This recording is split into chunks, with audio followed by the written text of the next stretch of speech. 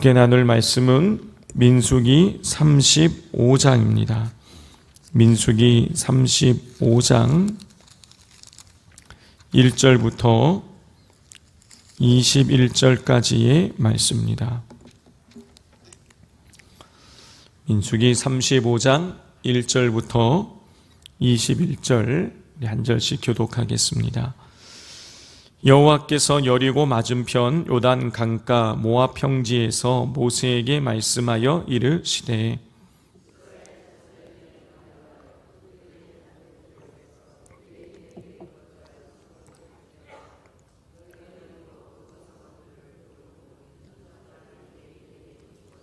성읍은 그들의 거처가 되게 하고 초장은 그들의 재산인 가축과 짐승들을 둘 곳이 되게 할 것이라.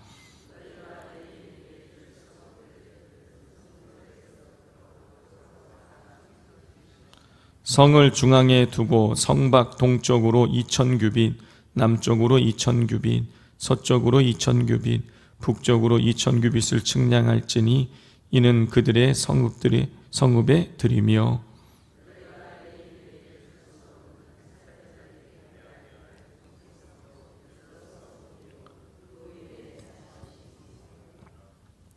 너희가 레위인에게 모두 48성읍을 주고 그 초장도 함께 주되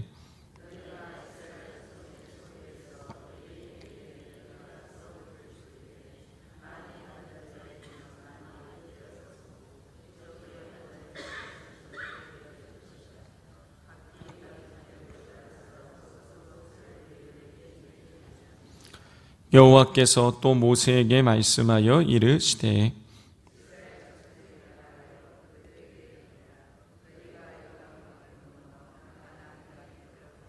너희를 위하여 성읍을 도피성으로 정하여 부지 중에 살인한 자가 그리로 피하게 하라.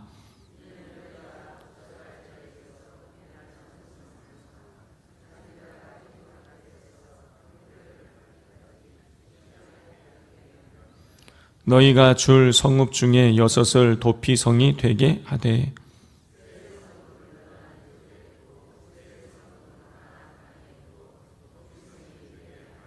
이 6성읍은 이스라엘 자손과 타국인과 이스라엘 중에 거류하는 자의 도피성이 되리니 부지 중에 살인한 모든 자가 그리로 도피할 수 있으리라.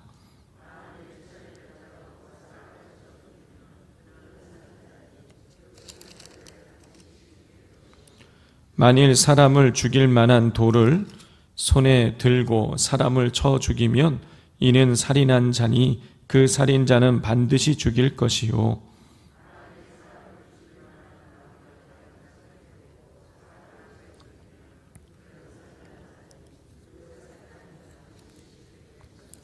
피를 보복하는 자는 그 살인한 자를 자신이 죽일 것이니 그를 만나면 죽일 것이요.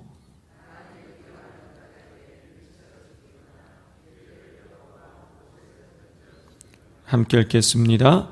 아기를 가지고 손으로 쳐 죽이면 그 친 자는 반드시 죽일 것이니 이는 살인하였음이니라. 피를 보복하는 자는 살인자를 만나면 죽일 것이니라. 아멘.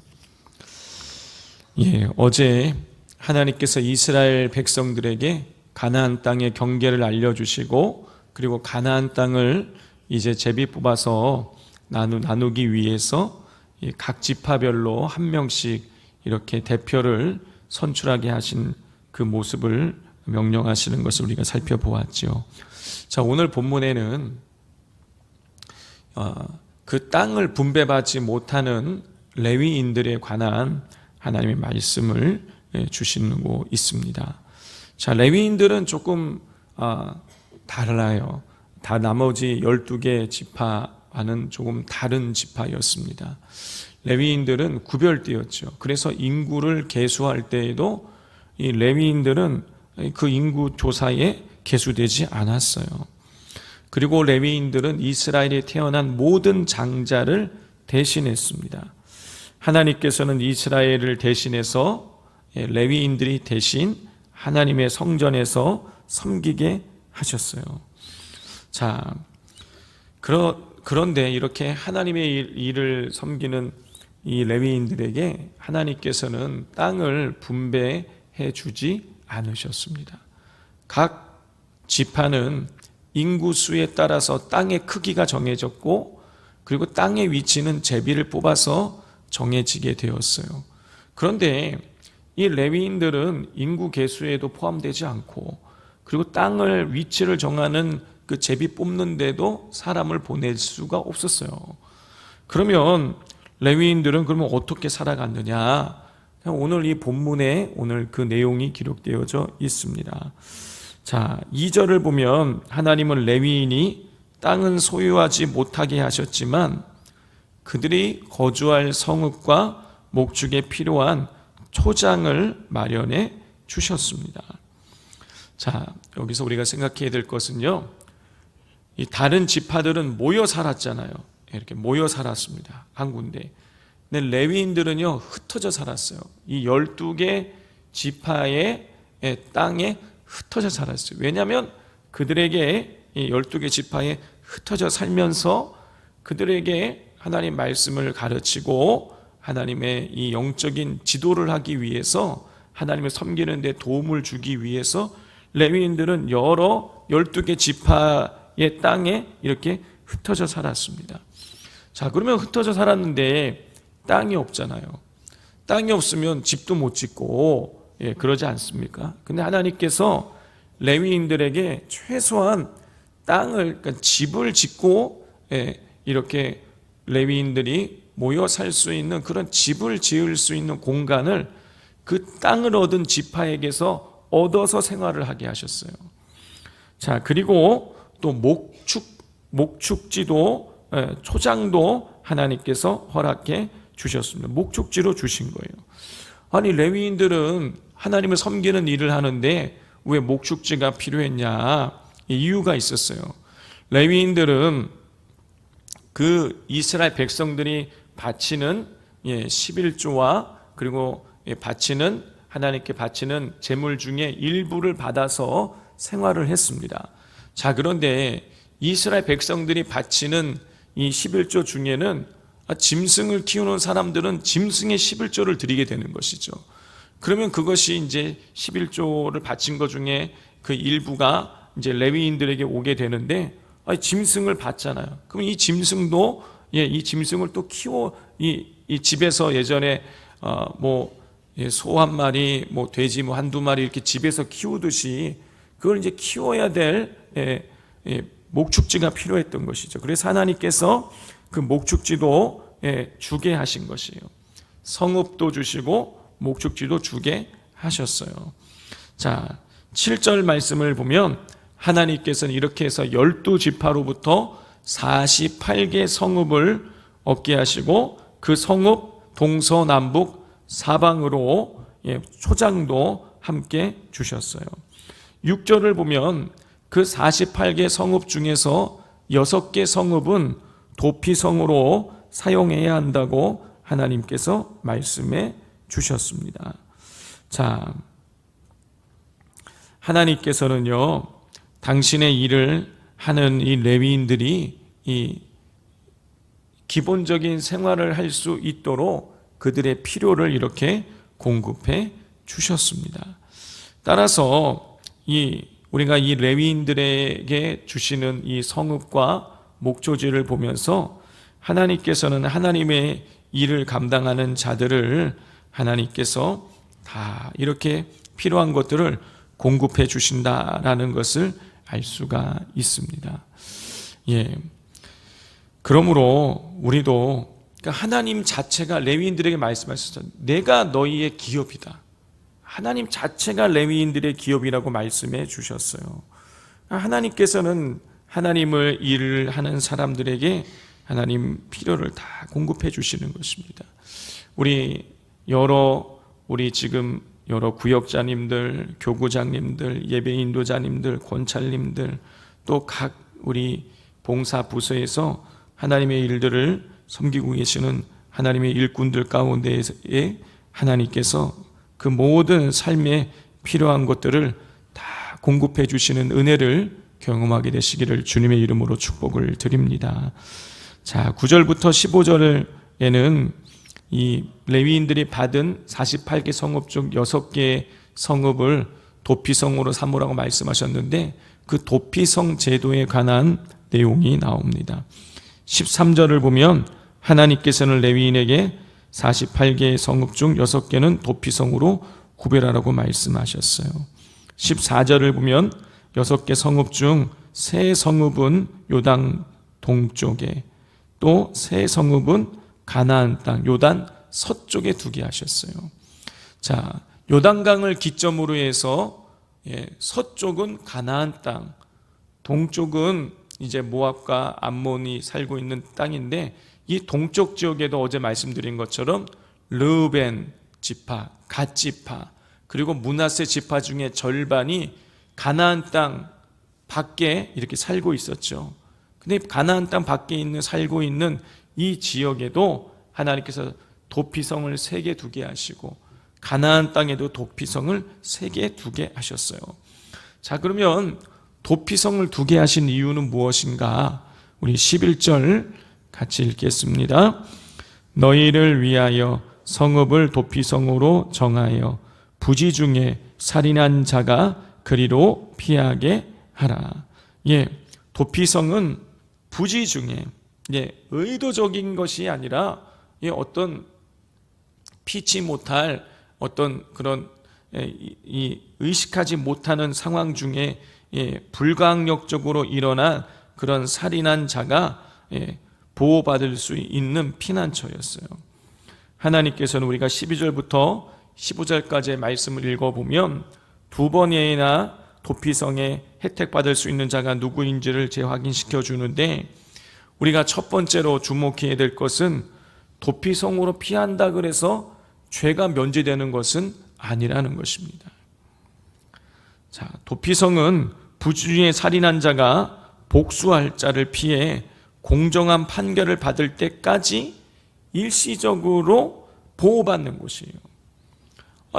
정말 내가 저쪽에 사람이 있는지를 모르고 예를 들어서 무언가 예를 들어서 바위를 산에서 이렇게 굴렸는데 그 밑에 내가 모르는 사람이 없는 줄 알았는데 알고 봤더니 사람이 있어서 예를 들어서 사람이 그것 때문에 죽었다.